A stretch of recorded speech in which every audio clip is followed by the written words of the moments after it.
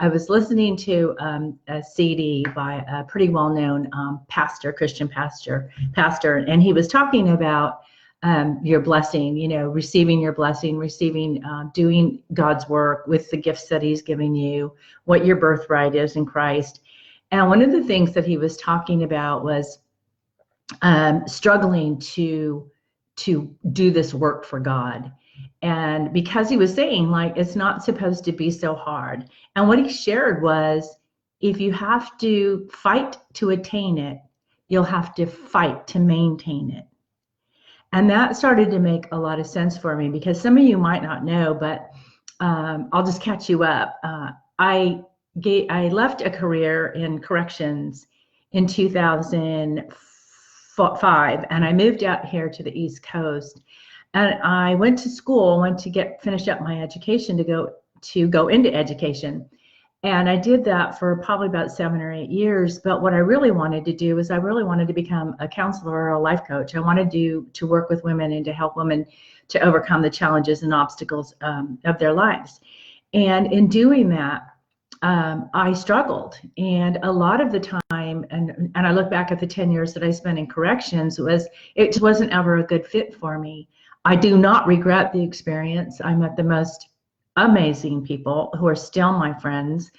I learned how to handle a lot of things that I needed to know how to do in the life that I'm living right now. But most of the time what I was doing was I was always fighting against something, because I wasn't really paying attention to what it was that God was showing me. And, he's a good God. He allowed me to be successful out at that academy over the 6 weeks, and allowed me to make a great living working as a correctional officer, and to even get through 7 years of schooling to get my master's degree. But I looked back, when I heard this message today, I started looking back over everything that I have struggled so hard to get. And what I noticed, what I've realized from fighting to attain, and then struggling and fighting to maintain, is that doing it that way, I'll never be able to sustain. And what I won't be able to sustain is my energy, my vision and focus, and probably my mental health, and certainly my physical health. Because what's for you is for you. And if it's for you, then we shouldn't be so worried about how we're going to get it and what it's going to look like.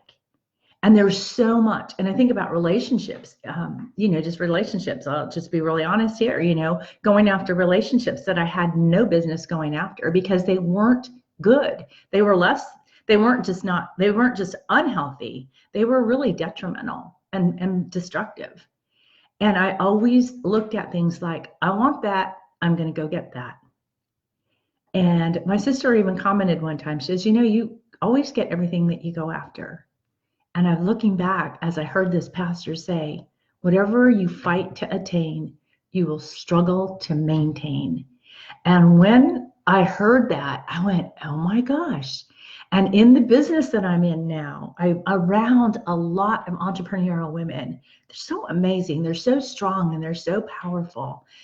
And I noticed that the ones that are really successful, the ones that are really doing, good out in the world and are really having a somewhat balance of personal and professional life, are the ones that are very confident in themselves. They know that they're on a mission.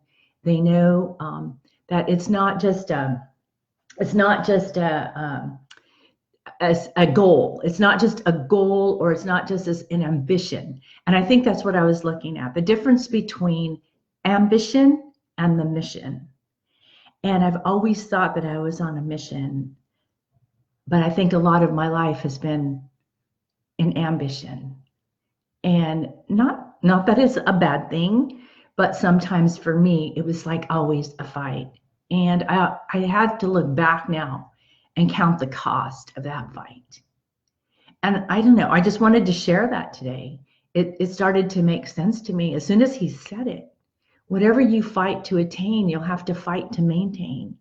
And it's not supposed to be that hard. It really isn't. I don't believe it is. I mean, yeah, we work hard. Yeah, you know, I mean, I've been the rah-rah, I've gone to all the events. I've read all the business books. I know what we're supposed to do, SMART goals and all that stuff.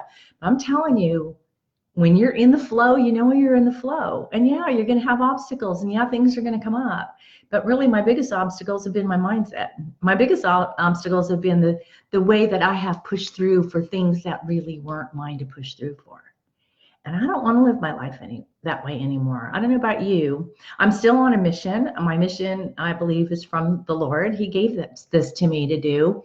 I believe there's a lot of healing that needs to be done in us women because of the way of the past. You know, you're seeing all now come out in the media. We've been victims or allowed ourselves to remain victims. And I think there's a great healing that's going to come from that. And I want to be part of that movement. But I don't need to strive. The people, the women who need me and who want to change their lives are finding me. And it's been a huge, huge blessing. But right now, I'm taking a step back from it. I'm watching too many women burn out, watching too many women give up. Start talking negatively about, oh, this is too hard. Why did I do this? You know, I mean, I've said the words, maybe I should go get a job. And then I say, no, that's not in my plan. I don't believe that's in God's plan. I believe that what he gave you to do is he's going to get you to do. And it's just all a matter of staying consistent and remembering who I belong to.